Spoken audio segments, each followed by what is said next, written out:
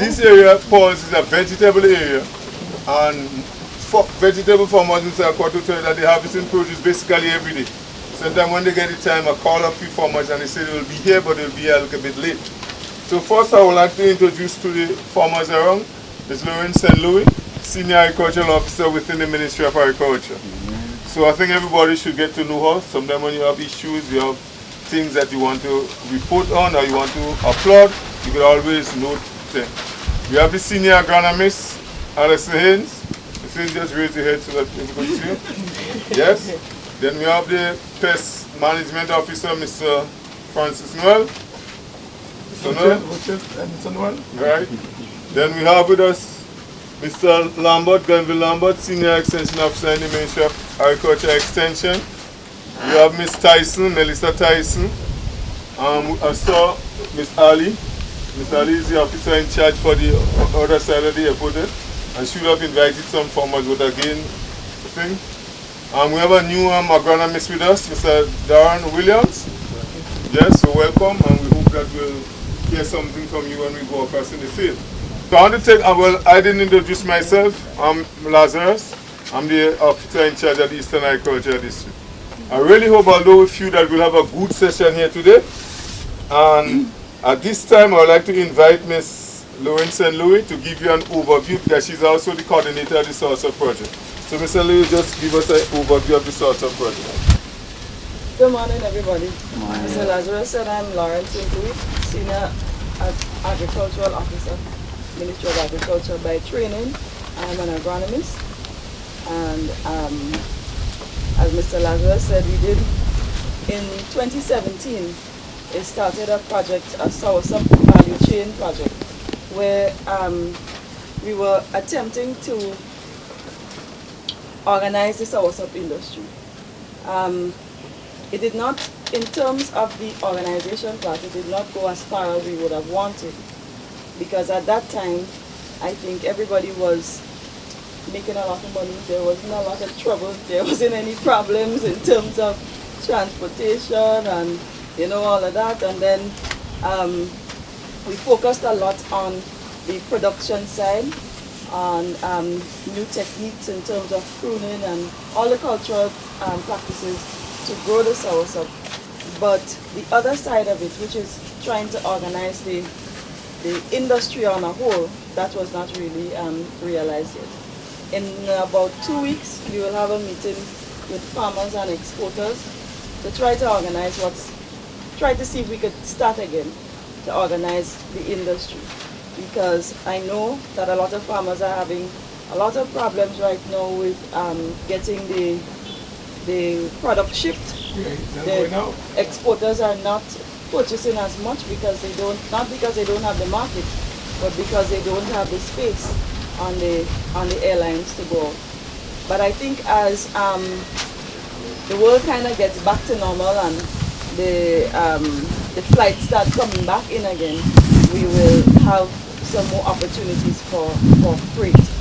But that is something that we would have to seriously look into, how we organize the freight part of it. Now in terms of the production side, we produced a manual for us and for the Ministry of Agriculture and just for the livelihood of farmers on the whole. We know that the soursop industry is extremely important. It's one of the fastest growing industries that we currently have. It has taken over cocoa, so now it's the third highest export that we have. It's nutmeg, fish, and soursop, and that is steadily growing. That is not something that we envision is going to slow down anytime soon. What we have to ensure as farmers, as exporters, as anybody involved, and even technical officers, is that we maintain the standards that we have. Because, in terms of pest and disease management, in terms of how we treat after we harvest, in terms of the use of the chemicals and so, because even though we are right now in the enviable position of being the only country that can export fresh fruit directly to the US without having any other kind of treatment, we have to ensure that we maintain that. Because one person, one wrong thing can turn that into us losing a whole market and losing the investments that we would have put in. Because I'm sure, as you know, everybody who has the opportunity has been going into Soursop. They try every year. The agronomy division produces thousands of plants, and it's never enough for people to, the amount of people. The demand is always greater than the supply.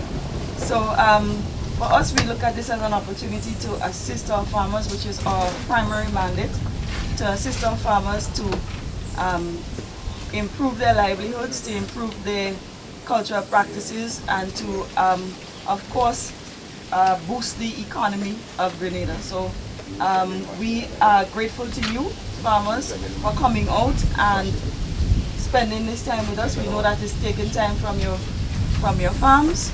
So I hope that you listen and learn, and if you have any questions, even now or after, that you would ask. If you want anything afterwards, if we can help you in the future, you let us know. Thank you. Thank you very much, Mr. All right, today the discussion is all about Soursop. From the nursery to the field to the plain. So we have to ensure that we do what is right and we get the whole practice right. I want to begin by saying that Soursop has been around with us for a long time. Everybody have known Soursop. But because it was not an economic crop, farmers was not getting that much from it. Much attention wasn't paid to it. Now it has become an industry. We need to give greater attention to it, and hence the reason why this session this morning. So we have to look at areas that are suitable for Soursop. And sometimes they give elevation, they say from 0 to 400 meters up, Mr. James? Yes. Yes. But in terms of a practical example, I would say that Soursop is best suited, say, from the lowlands like Paul's area here, up to about the middle belt, Mount Horn, up there. Anything higher than that area tends to create some problems. In terms that the trees give you good production within the first year or so, and then they just cease, production cease. And your farmers complaining that I have a nice, very large Soursop field and I'm not getting much because the elevation is too high for Soursop. So we cannot decide to grow Soursop anyway. We have to choose our location. Right. The other thing is that what I've noticed in the field, and the session today will be mainly a practical session. We'll go across to the field by Lido in a while, and it will be a practical session. We'll point out do's and don'ts and give you some demonstration. I would prefer a tree that stays down, spread out, and produces well. A shrubby tree. You know the guys in a big polo? Yes. But farmers know when they just plant the Soursop, they find the spacing for. So sometimes we might even go out and line for farmers, and as soon as we leave, they find, whoa, them people plant this Soursop forever. So they're sticking at 2 trees in between. But the tree is not going to stay like that. They're going to get big. And as soon as they get big, the area gets clustered up, it gets humid, it's too condensed, it becomes the perfect environment for pests and disease. And people like Mr. Francis earlier, they have a lot of problem because farmers complain about the sooty mole and the ants. That's what Mr. Nall? So we need to follow the directive and plant the Soursop in the correct spacing.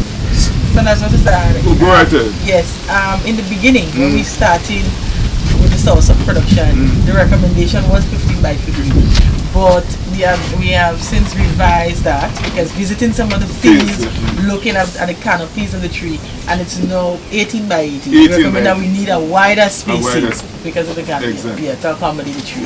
And then the 18 by 18 will give you a better chance at harvesting and total management of the tree. Because the tree will stay shorter, they will spread out more, and as a result you get greater production. When you plant them close, they tend to go up, compete for light, they tall, they wiki, and this kind of things. So okay, the first thing is about the spacing. The second thing is about the layout, what we call the orientation of the field. Because you plant in a cluster, I must say too that in the past, Soursop was never planted as a pure stand crop. Soursop was mainly interplanted with other, between cocoa, between bananas, between nutmegs, and things. But now we farmers going in for Soursop as a pure stand crop. we need to manage the crop properly. We need to treat it as an economic crop to put the best so that we get out the best. Because sometimes one of the problems farmers face in you growing the crop, you harvesting produce, but it's not marketable. You can't sell it. So we want to ensure that all the Soursop farmers producing, and most of the Soursop are marketable Soursop. Okay? So the orientation of the field, and it is said that you should give the field a kind of east-west orientation. Because the sun rises in where? In the east, and it sets in the west. So what you want to ensure that although you have a field of Soursop, no one Soursop advantage the other Soursop in terms of the availability of sunlight. You follow me? You want to ensure that all the fields. So if you orient it in an east-west direction, it means that how the sun rises and how the sun sets, the entire field will get good sunlight. And then other advantage about the east-west orientation is that most pests and diseases, they do not like exposure to sunlight. They like a place where they could hide. The sucking insects like the aphids, the mealybug, then the ants. You have to, if they're exposed to sunlight, they don't like that. And I always say when I'm talking about pest and disease control, we all have an environment in which we feel best suited, right? None of us would like to be sitting here today and our clothes wet. We have our water boots and the water boots full of water. We're uncomfortable. We want to be sitting and we clothes dry and we're feeling good. Similar as the pests. The pests and them want to ensure that they have an environment that is suited for them. The other thing is that if your field is too clustered up, it creates the perfect environment for disease. Your anthracnose, your blight, and this kind of things. So we want to follow the session today in a way. So the first thing is your spacing. The agronomist said 18 by 18 now, so it's less plants to the acre, but you'll get greater production or even more production to the acre. Alright? The second thing is the layout of the field. You want to lay out the field in an east-west direction to give maximum thing. The third thing is that if your field is below heavy forestry area, you will need what you call a head drain to protect, or if you feel it's in a waterlogged area where you have a lot of water, you'll need a head drain to protect the water from coming into the field. Because Soursop and most trees cannot take waterlogging. They cannot take waterlogging. So you need to have them in an area that the water, you need a head drain. If you're in an area that is prone to flooding or has a high rainfall and you shouldn't go too well, you might need a head drain every 40 feet or so that the excess water from the one plot, you could pick it up and throw it up away from the field. Alright? There isn't then the major source of that is to be pushed before is a vertically burst. And then there's a fiberless one, which is, the burst is a sweeter variety. There's a fiberless one that was brought in from Cuba, but it's more acid, it's not as sweet as the one we have here. But there isn't any preference on the market for anyone. The market accommodates any Soursop. Once it's fresh, there's a real demand for it because of its medicinal value. Right? We say the Soursop tends to be all around. With good treatment, the tree will be all around. But there are peak periods during the dry season around February, March, and August, September. That's when the Soursop tends to peak. Okay. So let's look at land clearing. They say the area should be cleared in advance. Remove unwanted trees and weeds. In windy areas, you should establish a leaf if you meet a windbreak. Because one of the things I've noticed in the field, and especially in this area, Soursop do not tolerate strong wind. It tends to strip them bare. That's what Mr. Thomas? Terry? You agree with me? Yes. Yeah, you tend to strip the top bare. So you should leave a windbreak or establish one. And especially in pours where you have a sea breeze. Again, the Soursop tend not to tolerate the salt very well. So you tend to strip. Very non-stop. Yeah, very non-stop. But the leaves. Yeah. But to me, the life of the trees will be shortened. The life of the trees. And to me, that is one of the psychological effects of the tree being year round. Because it's under stress. You understand? So it's under stress. So you should need going up in the middle bed, say like Paradise, Lafayette, some of the areas. You may not really need a windbreak, but you see how strong the wind here, and we'll see some of the trees, effect of the trees when we get lower. Okay? You tend to topple them too. You tend to topple them too. And I'm really glad you mentioned that, because one of the points I want to mention about land preparation, you shouldn't plow. Avoid plowing. And the reason why I avoid plowing, Soursop roots are not these deep-rooted trees. They're shallow roots. And once you plow, and sometimes you have heavy rainfall, the tree tend to overbalance and topple.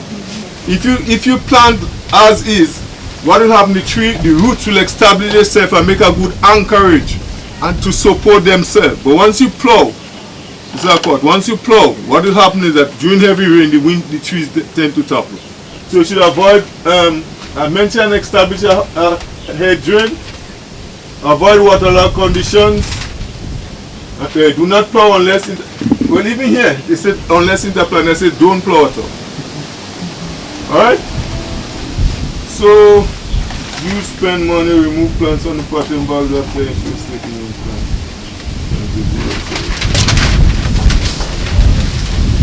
Soursop requires a pH of 6 to 6.5. Okay, miss?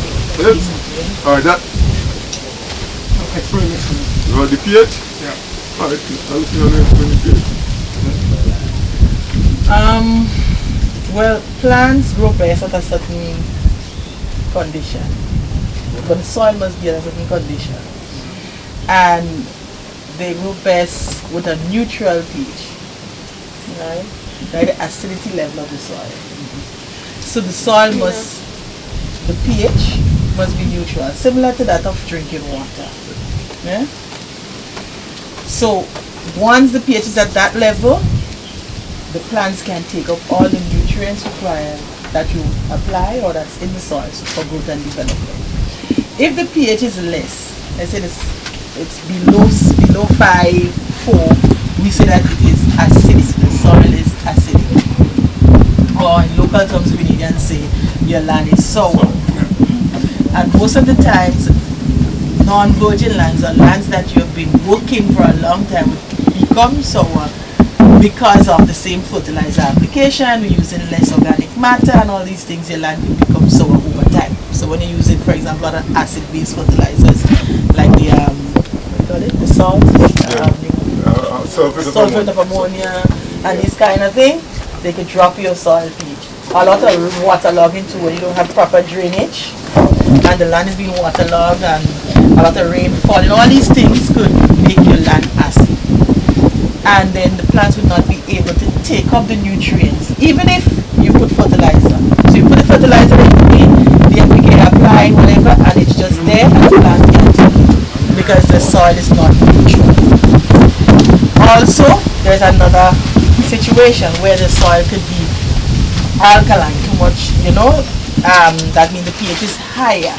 It's very alkaline, 8 and 9. Some plants still cannot take up the majority of the nutrients at that pH. So for Soursop, it must be between 6 and 6.5. You take your instrument or your extension officer and they test the soil, and once you have that pH range there between 6, 6.2, 6.2, Soursop is able to take up the nutrients that you apply. Right?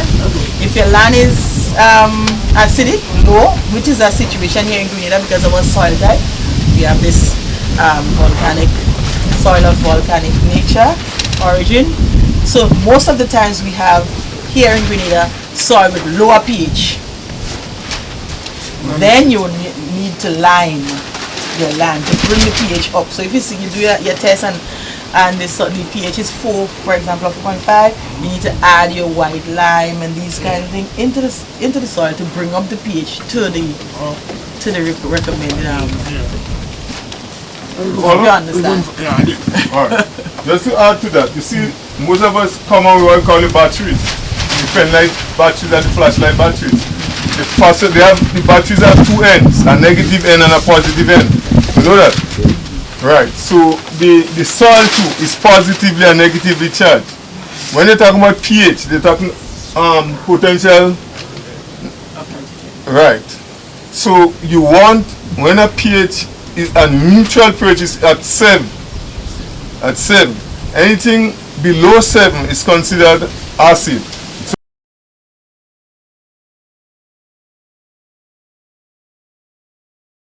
Good morning, everybody. My task today is to speak about fertilizer application. And before we go into the field, I just wanted to first to get some pointers. So when we get there, it's easier. We'll just look at the practical aspect of it. So with fertilizer application, it is important because we're doing that, we farm on a scientific basis. We know that Grenada is the only country in the world with the privilege to export fresh soursop to the US market. We cannot produce enough soursop, and right now the market taking all of our soursop. So you know, that's good for us. But we also have to be aware that there are other countries looking at the market. So we have a lot of the countries, South American countries, Brazil, all these countries want a part of that market share. And in order for them to get that market share, they need to manage the pest, the borers, the seed. I think it's the borer they call it, and the internal, a pest properly. So they don't need to get rid of it completely, but manage it. So right now, a lot of these countries have made their application to the USDA, and they're doing their surveillance and doing their management so that they can get into the market. Very soon, some of them doing well. So very soon, if we ask Mr. Noel, some of them might get into the market. Now the thing is, the difference between the South American market and our market is that the quality of the soursop is superior to ours. And we must know that as farmers. You have to know it from the onset. We have the market now. We have other players coming on, Colombia, Brazil, everybody, even in the Caribbean. But the soursop from South America, the quality, if you look at it and you look at the production, look at the production level, how prolific the trees are, wonderful. The canopy of the trees, I've seen some of it on slides from a consultant we have here in Brazil, from Brazil, and I've seen some of it, other places. Wonderful, big, nice. I mean, of course they have a different variety from us. Some varieties different, and some of them are bigger. But even the smaller varieties, they're not suffering with all these things like anthracnose. They don't have all the mishappened, deformed fruits, and So the only issue is this pest, and they're trying to get into the market. I believe when I look at the technology package for these countries, I believe it's because right now they have better quality fruits than us in Grenada, because they're using more technology. They have better management practices. They have a good technology package as it relates to fertilizer. Everything is being done on a scientific basis level. So agriculture for them is so important. Everything is scientific and technology, and we know we're in the age of science and technology.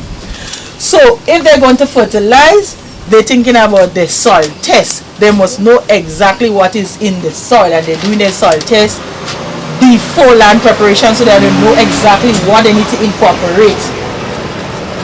They're doing their leaf analysis. So once they have an established plot over 2 years, 3 years, they start doing their leaf analysis, and that analysis will tell you exactly how much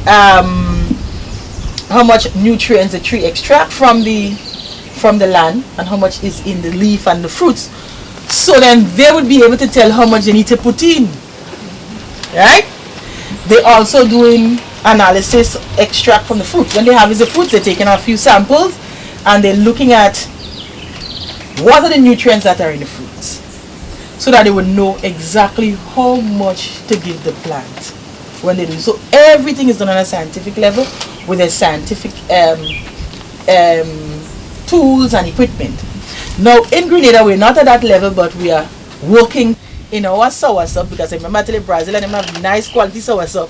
That's something we must give to our soursop to make sure we improve our quality as well. Nitrogen and potassium. Potassium is excellent for fruit quality and all these kind of things, size and taste and all that kind of thing. So when they looked at some of the trees, a 3-year-old tree and a 4-year-old tree, a 5-year-old, 6-year-old tree, as the age of the tree increased, the amount of nitrogen and potassium in the tree doubled each time. So it was exponentially doubling, increasing, right? So 303, the fruit had 40 grams of nitrogen. The 4-year-old one had 80 grams. The 5-year-old one, so it increased until it reached a max of 180 grams. That's the maximum. So with our fertilizing, we have to understand with that kind of information that as our trees get older, 4 year plus, we should increase the amount of nitrogen and potassium that we give our trees. And that's what they do in these countries. We have to think about it, increasing it. So that's the 2 macronutrients. So phosphate, it wasn't a problem. It remained relatively, thin. So that's something we could apply one off, or not off, not a lot of. In terms of the secondary macronutrients, the calcium was the highest of all.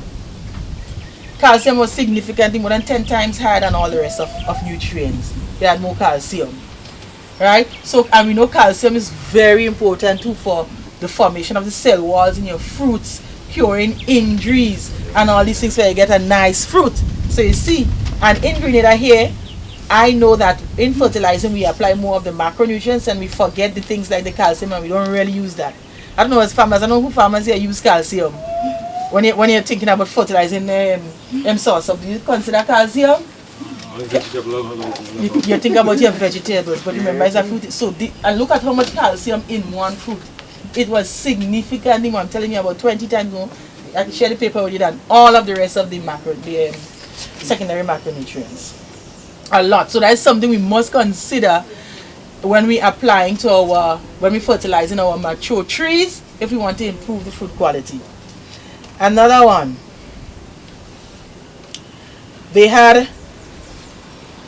Each fruit had a number of micronutrients. So all the zinc, the boron, all of them had it coming from the soil.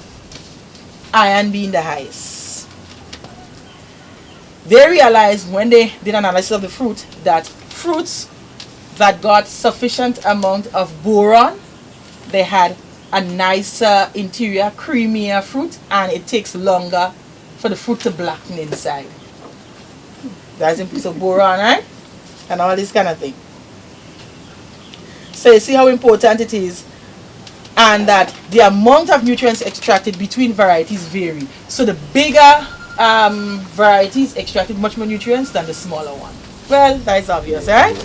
So you see how important. So if you have a big variety, I know in Grenada we have mainly the Boris, but I'm aware that we have some other varieties that came from Colombia, some big giant ones. These plants would need much more nutrients, require much more nutrients and fertilizer than the smaller ones. We recommend that when planting Soursop, that we always establish our field with phosphate, applying the phosphate in the hole, well, the bottom of the hole, and then you plant, right? And phosphate is good for root development. Also, if it's not a virgin soil and a soil that you've been reusing all the time, your pH is important. Now, we have a few pH meters among us in the ministry, and we receive some pH meters under the project. So you can call the extension officer and a pH test can be done. If your pH is below 6.6 to 6.5, we need to increase it. I don't believe your pH will be more. I know that country is limestone rocks and these kind of things, but in Grenada it would most likely be below. Then we would need to amend that and bring up your pH by applying your lime and organic matter. So if you can afford to apply organic matter in the entire land, you could apply in the hole, and when you're doing your mulching and thing, your yearly mulching and stuff and fertilizing, you could do it with your pen manure, right? To increase your pH.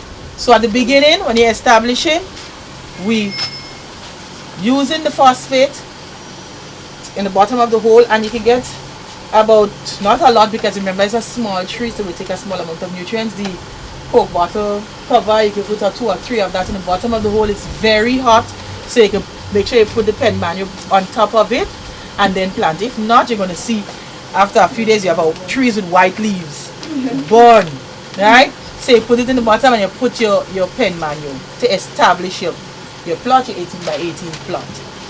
And we have the size of the hole and everything here, right, that we discussed. Right? Now, the growing stage for the first 3 years.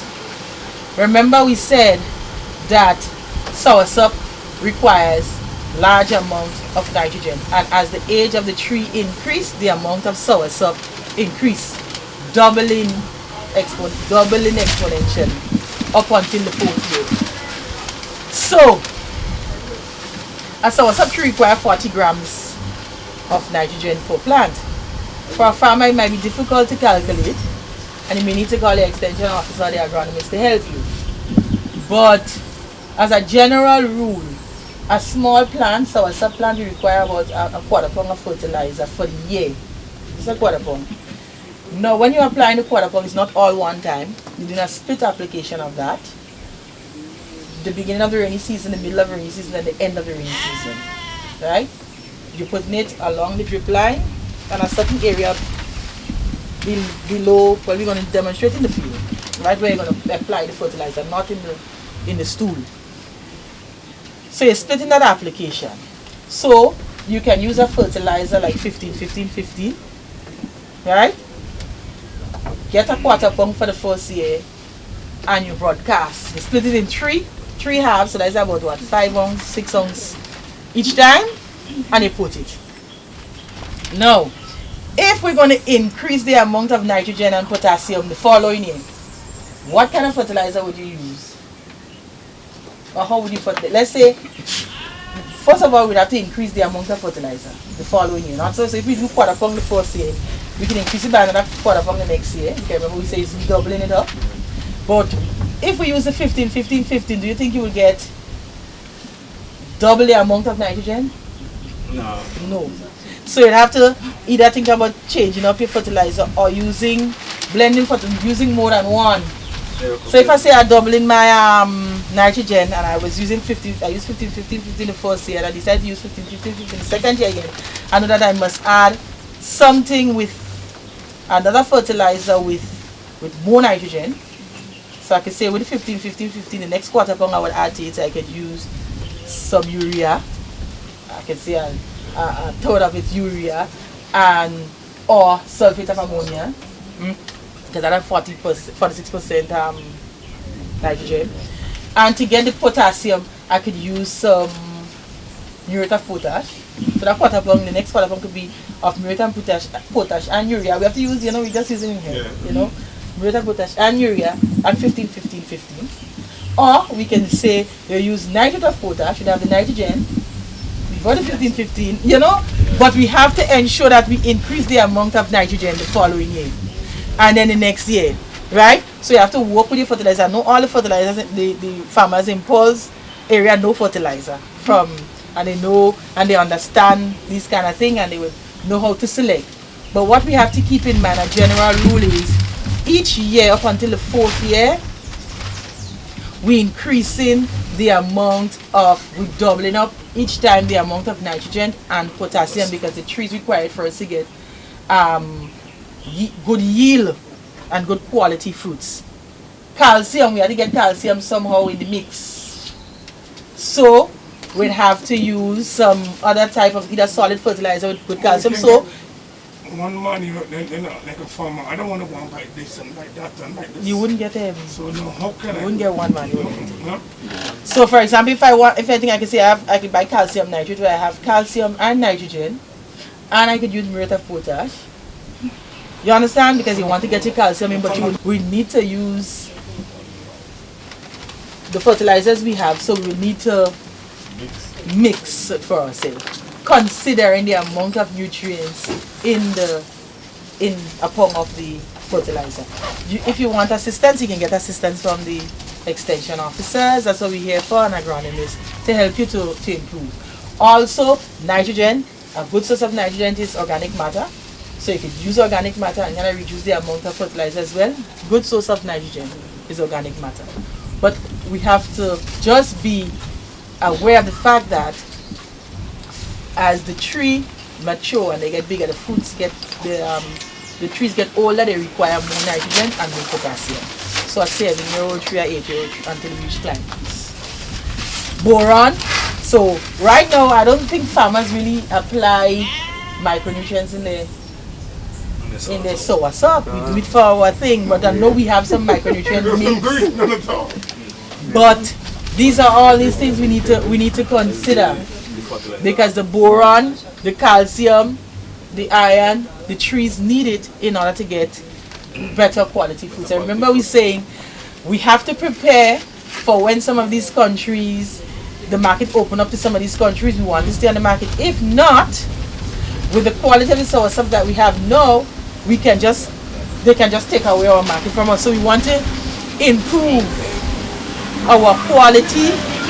That's why I think we should be, as a ministry and as farmers, we need to work on improving the quality of our soursop so that we would remain a player in the market once the market opens up to other countries.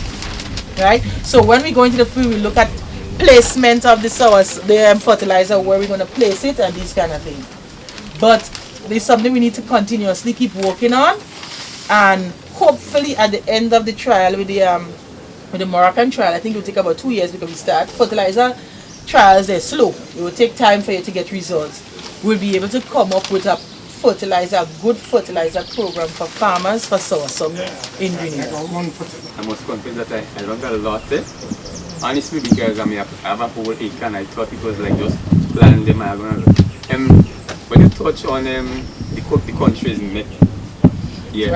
Brazil and Colombia, Venezuela, and the approach to the soursop industry, they're taking the scientific approach, and we basically. But anyway, so that's where we need to go. Yeah, and because we have an advantage. We already in the market, and they already want our soursop. Huh? What is the advantage in Grenada? From the US? The pests. We do not No. have. What is our advantage?